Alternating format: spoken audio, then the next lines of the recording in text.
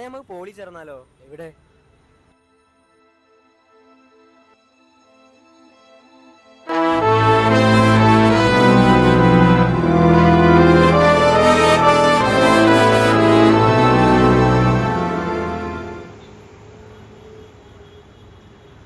എടാ സിവിലിനെ പറ്റി എന്താ അഭിപ്രായം?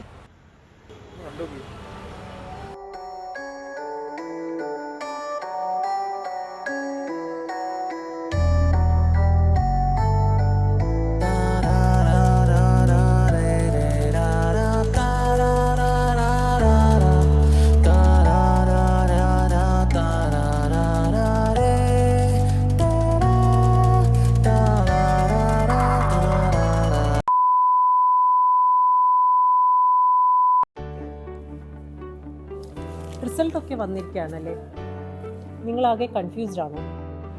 എവിടെ പഠിക്കണം കൺഫ്യൂഷൻ ഉണ്ടോ? ഏത് കോഴ്സ് എടുക്കുന്ന കൺഫ്യൂഷൻ ഉണ്ടോ?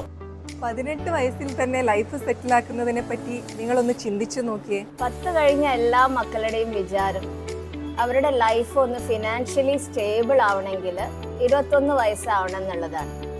എന്നാൽ പ്രൊഫഷണൽ ഫീൽഡിൽ വെൽ റെപ്യൂട്ടഡ് കമ്പനിയിൽ ജോലി നേടിക്കൊണ്ട് നിങ്ങൾക്ക് നിങ്ങളുടെ ലൈഫ് സെറ്റിലാക്കാം.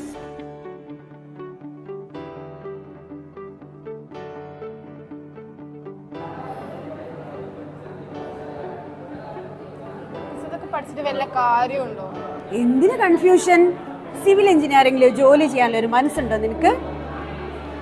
S6 ആവുമ്പോഴേക്ക് 100% പ്ലേസ്മെന്റ് ആണ് നമ്മൾ JDT ഇസ്ലാം പോളിടെക്നിക്കിലെ സിവിൽ എഞ്ചിനീയറിംഗ് ഡിപ്പാർട്ട്മെന്റ്. കേരളത്തിൽ മാത്രമല്ല കേട്ടോ, അങ്ങ് ദുബായിൽ പോയിട്ട് ജർമ്മനിയിൽ വരെ നമ്മൾ കുട്ടികൾ വർക്ക് ചെയ്യുന്നുണ്ടോ. ധൈര്യമായിട്ട് നിൽക്ക് നജീബ് സാറേ. ഓ, ഇതൊന്നും കൂടാതെ ഗവൺമെന്റ് തലത്തിൽ ഏറ്റവും കൂടുതൽ ജോലി സാധ്യതയുള്ള മേഖലയാണ് സിവിൽ എഞ്ചിനീയറിംഗ്. അത് കേരള ഗവൺമെന്റ് ആയാലും സെൻട്രൽ ഗവൺമെന്റ് ആയാലും. നിർമ്മാണമില്ലാത്ത ഒരു ലോകത്തെപ്പറ്റി നിങ്ങൾക്ക് ചിന്തിക്കാനാവുമോ? നാം ഇന്ന് കാണുന്ന ഭംഗിയുള്ള ഏതൊരു സിറ്റിയുടെയും പിന്നിൽ ഒരു സിവിൽ എഞ്ചിനീയറുടെ കയ്യൊപ്പുണ്ട്. എടാ, അതിൻ്റെ ഒന്നും ആവശ്യമില്ല. നിങ്ങളുടെ കയ്യിൽ സ്വന്തമായൊരു ലാപ്ടോപ്പ് ഉണ്ടോ? നിങ്ങൾ സിവിൽ എഞ്ചിനീയർ ആണെങ്കിൽ നിങ്ങൾക്ക് സ്വന്തമായൊരു സംരംഭം തുടങ്ങാൻ ഒരു ലാപ്ടോപ്പ് മാത്രം മതി. കഴിഞ്ഞ വർഷം ഇവിടെ സിവിൽ എഞ്ചിനീയറിംഗ് നിന്നും പാസ് ഔട്ടായ വിദ്യാർത്ഥിയാണ്. ഈ വർഷത്തെ ലാറ്ററൽ എൻട്രിയിൽ ഓൾ കേരള 31st റാങ്കും സിവിൽ എഞ്ചിനീയറിംഗിൽ 1st റാങ്കും എനിക്ക് ലഭിച്ചിട്ടുണ്ട്.